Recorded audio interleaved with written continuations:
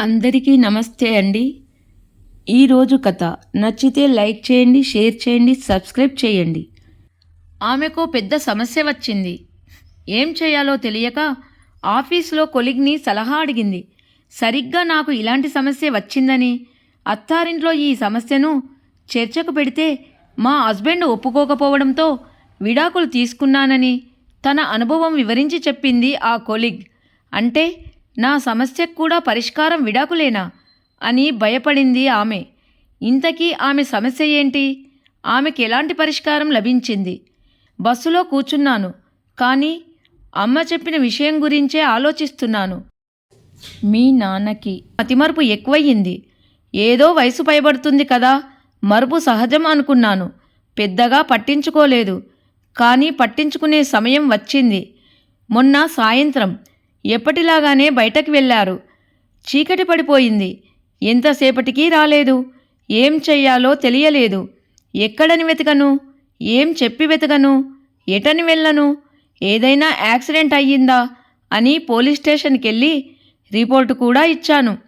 ఎలాంటి వార్త వినవలసి వస్తుందో అని ఆ రాత్రంతా భయంగా గడిపాను.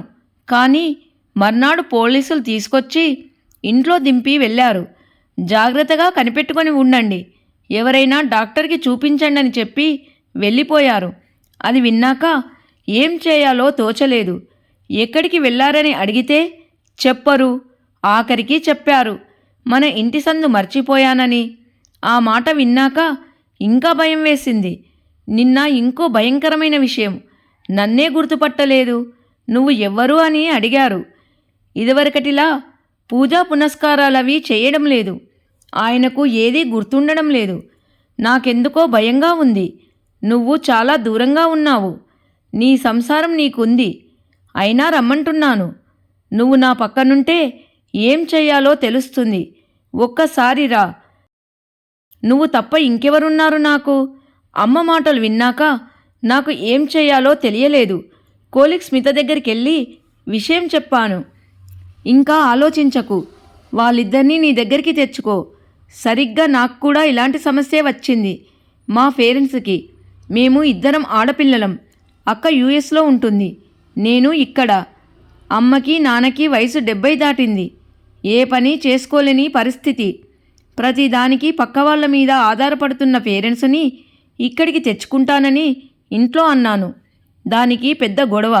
ఎందుకంటే అత్తగారు మామగారు మా ఇంట్లోనే ఉంటున్నారు. పరాయి వాళ్ళు ఎందుకు అన్నారు. మా అమ్మ వాళ్ళు పరాయి వాళ్ళు ఎలా అవుతారు అన్నాను. పెళ్ళయ్యాక నీకు ఆ ఇంట్లో వాళ్ళంతా పరాయి వాళ్ళే కదా. అంతగా అయితే వాళ్ళను విడిగా ఉండమన్నారు. నేను ఒప్పుకోలేదు. అందరం కలిసే ఉందామన్నాను. మా హస్బెండు కుదరదన్నారు. లేకపోతే విడాకులే అన్నారు. ఆశ్చర్యం వేసింది. ఎంత సులభంగా పరిష్కారం చూపించారో అని. ఏం చెయ్యాలి? పోట్లాటలు. మా వాళ్ళని వదులుకోలేను. రోజూ ఈ గొడవలు భరించలేను. బాగా ఆలోచించి ఓ నిర్ణయం తీసుకున్నాను. విడాకులు తప్పలేదు. తీసుకున్నాను. అమ్మ వాళ్ళను తెచ్చుకున్నాను. ఇక్కడ మనకి కర్తవ్యం, బాధ్యత రెండూ ఉంటాయి. అంతకు మించి మానవత్వం ఉంది. అందుకని ఏం చేయాలో బాగా ఆలోచించుకో అంది. ఆమె మాటలు విన్నాక ఆలోచనలో పడ్డాను. ఈ సమస్యకి కూడా పరిష్కారం విడాకులేనా? ఇంతకన్నా మంచిది లేదా? ఏం చేయాలి? నన్ను కని పెంచి విద్యాబుద్ధులు చెప్పించి నాకో జీవితాన్నిచ్చిన వారి పట్ల నేను చూపించవలసింది కర్తవ్యమా, బాధ్యత? మరి నా భర్త ఒప్పుకోకపోతే ఏం చెయ్యాలి? సంఘర్షణ. ముందు అమ్మ దగ్గరికి వెళ్ళాలి. వెళ్ళడం అయితే వెళ్తాను. అదేం పెద్ద కష్టమైనది కాదు. ఆ తర్వాతేంటి? డాక్టర్ దగ్గరికి తీసుకెళ్ళాలి.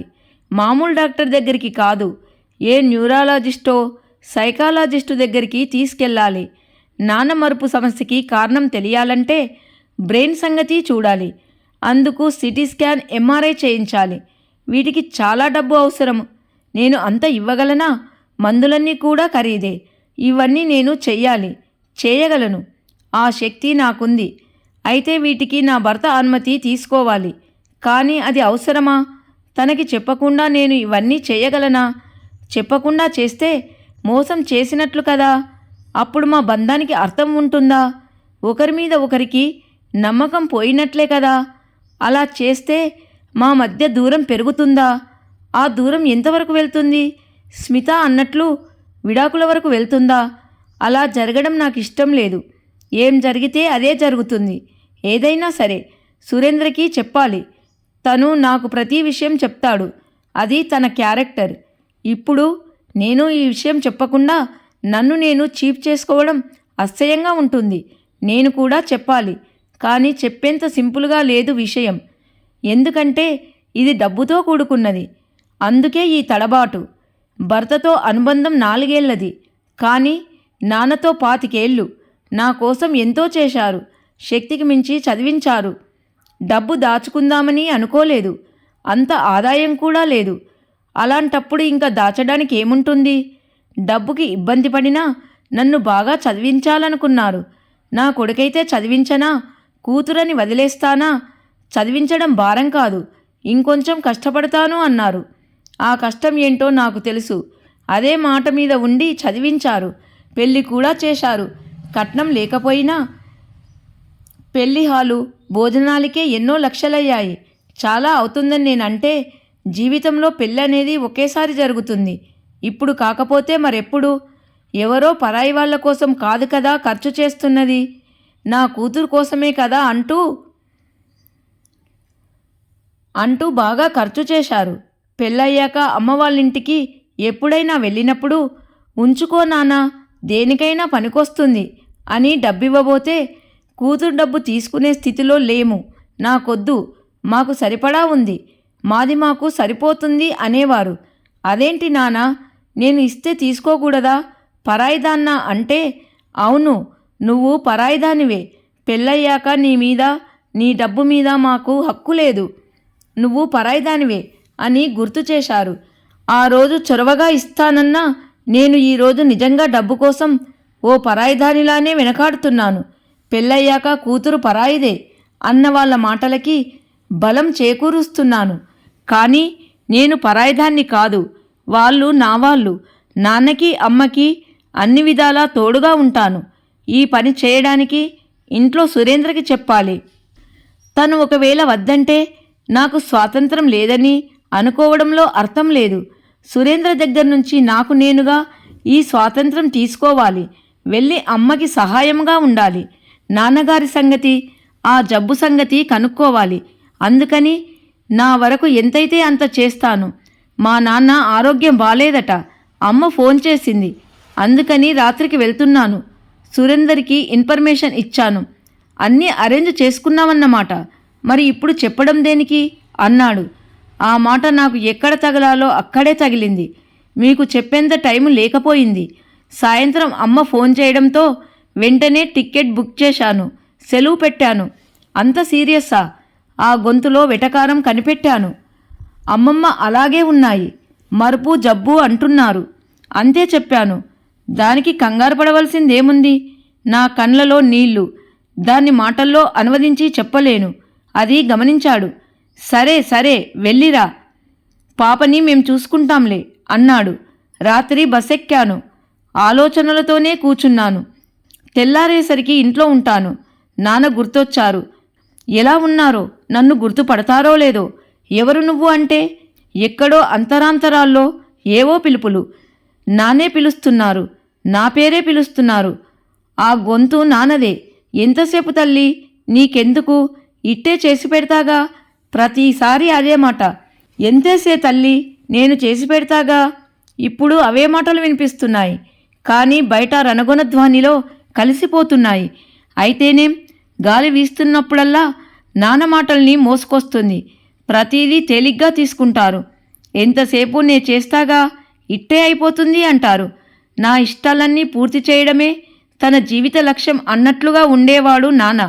అలాంటి నాన్నకి పరీక్ష పెట్టాలని లేదు గాని అడగాలి, కాలేజీలో చేరాలని ఉంది అని ఎంతసేపు అలాగే నే ఉన్నాగా అని అంటారన్న నమ్మకం లేదు.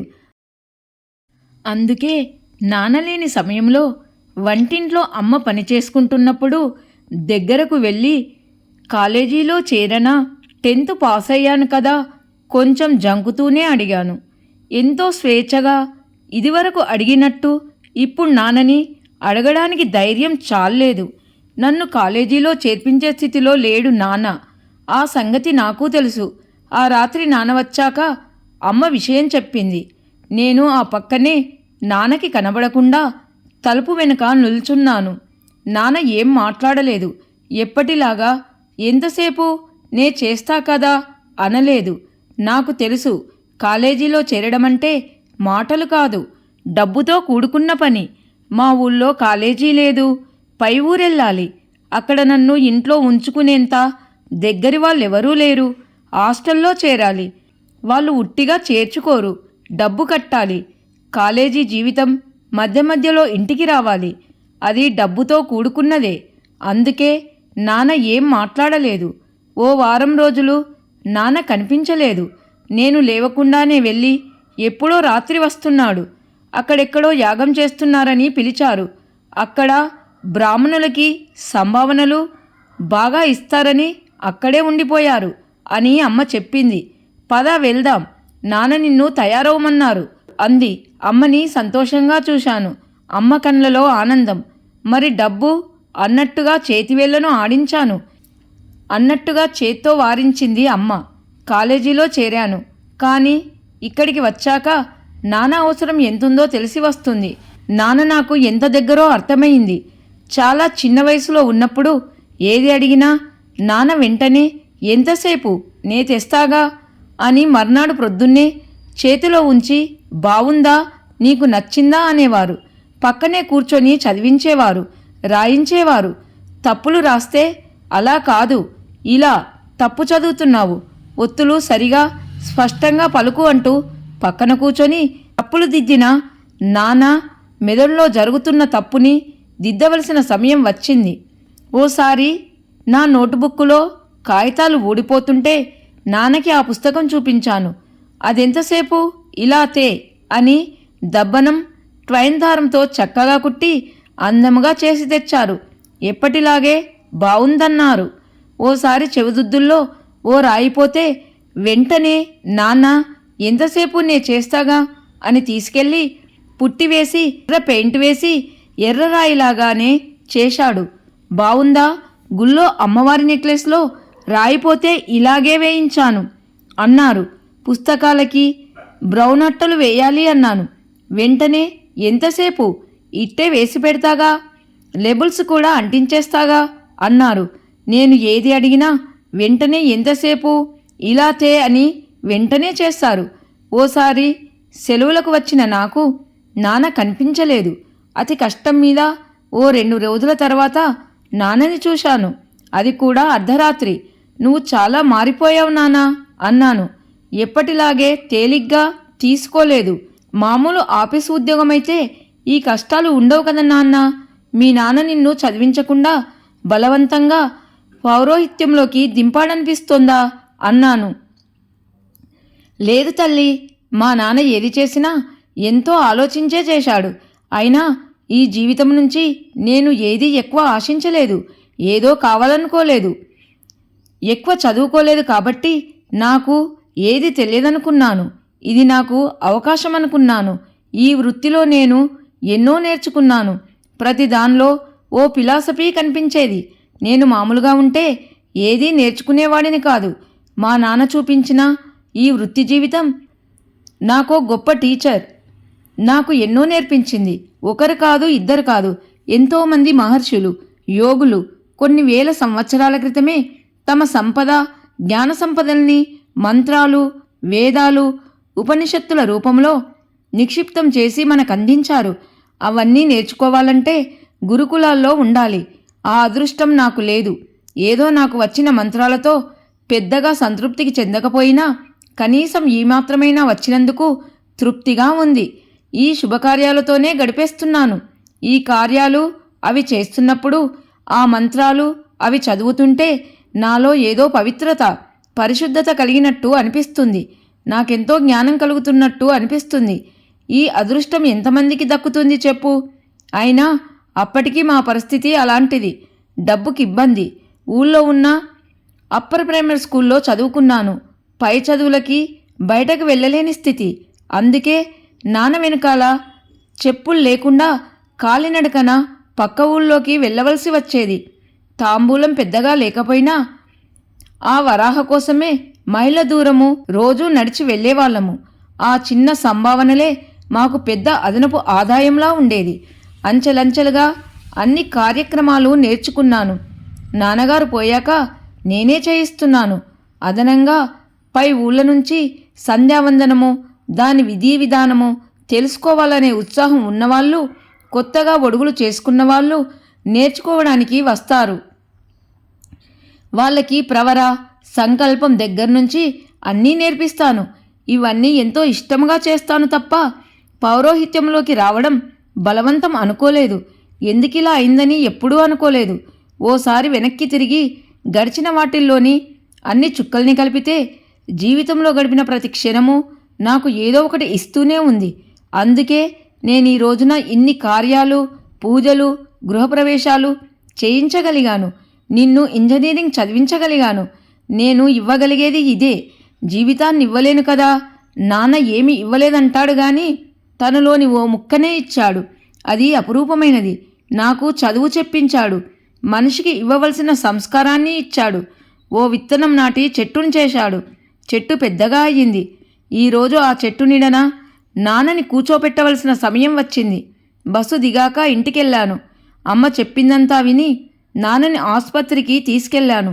అన్నీ పరీక్షలు చేయించాక మందులు కొనిచ్చి ఓ 3 రోజుల తర్వాత ఇంటికి తిరిగెళ్ళిన నాకు ఇంట్లో అన్నీ పరాయిగా అనిపించాయి. ఎందుకంటే మీ నాన్న ఎలా ఉన్నారు అని ఎవరూ నన్ను అడగలేదు. ఇంట్లో ఇలాంటి వాతావరణం ఉంటే నా మనసులో ఉన్నది చెప్పగలనా అన్న సందేహం. కానీ చెప్పక తప్పదు. అందరూ ఉన్నప్పుడు విషయం ప్రస్తావించాను.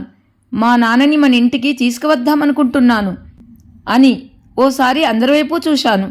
వాళ్ళ రియాక్షన్స్ ఎలా ఉన్నాయో అని. ఎవరూ ఏం మాట్లాడలేదు. ఓసారి నా మొహం కేసి చూశారంతే. నాకు ఏం చేయాలో తోచలేదు. మీకు ఇష్టం లేకపోతే మా నాన్న కోసం వేరే ఇల్లు తీసుకొని నేను విడిగా ఉండదలుచుకున్నాను అనొచ్చు. అనలేను. కాదు, అది పరిష్కారం కాదు. ఈ క్షణాన నేను ఏం మాట్లాడితే ఏమవుతుందో అని భయం వేసింది. కానీ ఇప్పుడు చెప్పకపోతే సమయం మించిపోవచ్చు. మా నాన్నగారికి ఆల్జిమర్స్ ఇదివరకులాగా ఆయన ఉండడం లేదు. ఏదీ గుర్తుండడం లేదు. తలుపు తీసి ఉంటే బయటికి వెళ్ళిపోతున్నారు. ఇల్లుని, మనుషుల్ని మర్చిపోతున్నారు. 2 సార్లు పోలీసులు పట్టుకొని ఇంట్లో దింపారు. మీకు తెలుసు కదా. అమ్మ కూడా ఏం చిన్నది కాదు. నేను తప్ప వాళ్ళకి ఎవరూ లేరు. అన్నయ్యలు 2 ఒకేసారి రోడ్డు ప్రమాదంలో పోయారు. వాళ్ళు ఉంటే ఈ రోజున ఈ పరిస్థితి వచ్చేది కాదు. ఈ సంగతి మీకు తెలుసు. ఇలాంటి సమయంలో నేను వాళ్ళని ఆదుకోవాలి. నాన్నని ప్రతి క్షణం కనిపెట్టుకుంటూ ఉండాలి. డాక్టర్ల దగ్గరికి తీసుకెళ్తూ ఉండాలి. అందుకని ఆగిపోయాను. చెప్పాల్సింది చెప్పేశాను. ఏదైనా ఆశ్రమంలో పెడితే సరి అత్తగారు అన్నారు. గుండెలో ఓ ముళ్ళు గుచ్చుకుంది. ఇంతకన్నా మంచి పరిష్కారం ఆమెకి తోచలేదా? అదెప్పుడు? వాళ్లకు ఎవరూ లేనప్పుడు కదా. కానీ వాళ్ళకి నేనున్నాను కదా. నేను కూడా లేకపోతే అప్పుడు మీరన్నట్లుగానే ఆశ్రమంలో ఉంచవచ్చు. కానీ ఇప్పుడు వాళ్ళని చూడవలసిన బాధ్యత నాది. అదెలా కుదురుతుంది? ఇంట్లో మా అమ్మా నాన్న ఉన్నారు కదా. సురేంద్ర వెంటనే అన్నాడు. అవును, ఉన్నారు. వాళ్ళతో పాటు వీళ్ళు కూడా ఉంటారు. మీ వాళ్ళెంతో నా వాళ్ళు అంతే. మీ వాళ్ళని చూడడం మీ బాధ్యత అనుకుంటే నేను కూడా అదే మాట అనగలను. కానీ అలా అని దెబ్బలాడను. మీరంతా ఒక్కసారి ఆలోచించండి. మా నాన్న నన్నెప్పుడు ఓ బరువు అనుకోలేదు, ఓ బాధ్యత అనుకున్నారు. నేను కూడా అంతే. నాన్న నాకు బరువు కాదు, కర్తవ్యం, బాధ్యత అనుకుంటున్నాను. ఈ కప్పు కింద 5గురం ఉంటున్నాము. ఇప్పుడు మరో 2 ప్రకృతిపరంగా బలహీనులైనా వాళ్ళని తెచ్చుకుందాము. అందరం కలిసి ఉందాము. ఓ వృద్ధాశ్రమంలో ఎవరి పనులు వాళ్ళు చేసుకుంటూ ఒకరి విషయాల్లో తలదూర్చకుండా ఎలా ఉంటారో ఇక్కడ కూడా అలాగే ఉంటే ఏం గొడవ రాదు. ఆపి భర్త వైపు చూశాను. గబగబా అన్నం తింటున్నాడు. అది కోపమని తెలుసు. 25 ఏళ్ళు ఓ వాతావరణంలో పెరిగి మీ ఇంటికొచ్చాను. మీ వాతావరణము, మీ పద్ధతులు, మీ అలవాట్లు అన్నీ వేరు. అన్నీ కొత్తైనా అన్నిటినీ నేను అడాప్ట్ చేసుకున్నాను. నాకు పెళ్ళంటే ఏంటో తెలుసు. అత్తగారింట్లో ఎలా ఉండాలో, ఎలా మసులుకోవాలో మా వాళ్ళు నాకు నేర్పించారు. ఎంతో త్యాగం చేయాలని తెలుసు, ఎన్నింటికో రాజుపడడం తెలుసు. రాజీ అని అనను, మనస్ఫూర్తిగా అన్నింటినీ అంగీకరించాను. నా మూలంగా ఇంట్లో ఫ్రిక్షన్స్ రాకూడదని, గొడవలు రాకూడదని చాలా విషయాల్లో చాలా విధాలుగా నన్ను నేను సమాధానపరుచుకున్నాను. అత్తయ్య గారిని మా అమ్మలాగానే భావించాను. ఏ విధమైన ఇబ్బంది రాకుండా ఆమె మామయ్య గారి డైట్ రెస్ట్రిక్షన్స్ తెలుసుకొని ఓ చార్జ్ తయారు చేసుకొని ఆ విధంగా టైం ప్రకారం అన్నీ చేస్తున్నాను. పెద్ద బరువుగా భావించలేదు. ఆఫీసు ఇల్లు రెంటిని బ్యాలెన్స్ చేసుకున్నాను. మీ వాళ్ళని నా వాళ్ళే అనుకున్నాను. నేను అలా అనుకున్నప్పుడు మీరు కూడా అలా అనుకుంటే కుటుంబం అనే పదానికి సరైన అర్థం ఇచ్చిన వాళ్ళమవుతాము. ఇందులో మానవత్వంతో కూడిన రాజీ ఉంది. నాకు తెలుసు ఇక్కడ వ్యక్తిత్వాల మధ్య, అహంకారాల మధ్య గొడవలు వస్తాయని. వంటల మూలంగా గొడవలు రాకుండా వంట మనిషిని పెట్టుకుందాము. చిన్న చిన్న పనులు చేయడానికి ఓ మనిషిని పెట్టుకుందాము. ఎక్కడ ఏ సమస్య వచ్చినా సామరస్య పరిష్కారం వైపు ఆలోచిద్దాము. మా నాన్నగారు ఎన్ని రోజులు బతుకుతారో తెలియదు. ఈ కొన్ని రోజులు వృద్ధాశ్రమంలో పెట్టడం నాకు ఇష్టం లేదు. అందరం ఒకరికొకరం తోడుగా స్నేహితుల్లా ఉండి మన పిల్లలకి ఓ ఉదాహరణగా ఉందాము. కుటుంబం అంటే అమ్మా నాన్న మాత్రమే కాదు, వీళ్ళందరూ కూడా వస్తారని ప్రాక్టికల్గా చూపిద్దాం అన్నాను. ఎవరూ మాట్లాడలేదు. అయినా ఇది నువ్వు చెప్పినంత సులభం కాదు. ఈ వయసులో రోజు వారి వచ్చే ఈ గొడవల్ని నేను ఓపలేను అని చాలాసేపటికి అత్తగారన్నారు. గొడవలనేవి ఎవరికీ ఇష్టం ఉండదు. అవి రాకుండా నేను చూసుకుంటాను. నేను మీ అందరికీ చెప్పదగిన దాన్ని కాదు.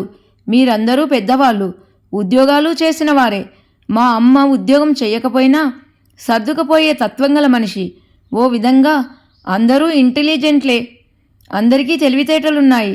కానీ అదిప్పుడు పనికొస్తుందో లేదో తెలియదు. ఇప్పుడు మనకు కావాల్సింది ఇంటెలిజెన్స్ కోషెంట్స్ కాదు, ఎమోషనల్ కోషెంట్. దీన్నే మేము క్రైసిస్ మేనేజ్మెంట్లో ఉపయోగిస్తుంటాము.